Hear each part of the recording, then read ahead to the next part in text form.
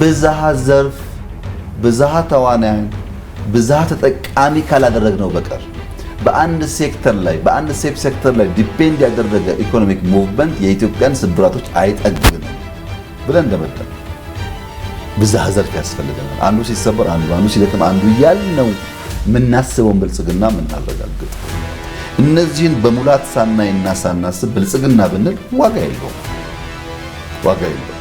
በዚያም ምክንያት ግብርና የግድ ነው።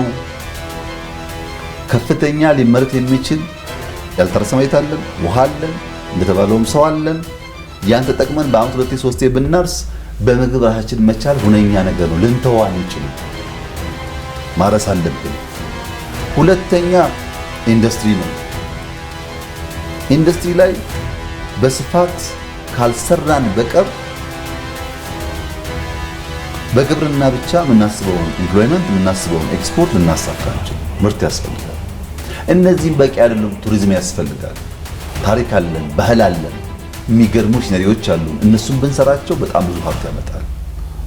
ይሄም በቂ አይደለም። የዘነጋነው ሀብት አለ። ማይኒንግ እንጠቀምበት። 15 ዓመት 500 ሚሊዮን ያወጣንበትን በአንድ ዓመት 3 ቢሊዮን ያወጣነው በዚህ አቴንሽን ነው፣ በዚህ ስራ ነው። በ15 ዓመት 3.5 ቢሊዮን የነበረውን ቡና በአመት የኛ ያክል ያመጣነው በዚህ በግብርና ትሩፋታችን ነው፣ በስራ ነው። ቱሪዝሙም፣ ማይኒንጉም፣ ኢንዱስትሪውም፣ ግብርናውም ግን ቴክኖሎጂ ላይ ካልሰራን በቀር ደግሞ ውጤት አያመጣም። እሱም መጨመር አለብን። ቢኮዝ ሰርቪስ አት ዘ ኤንድ እያንዳንዱን ሰው የሚነካ ነገር ነው።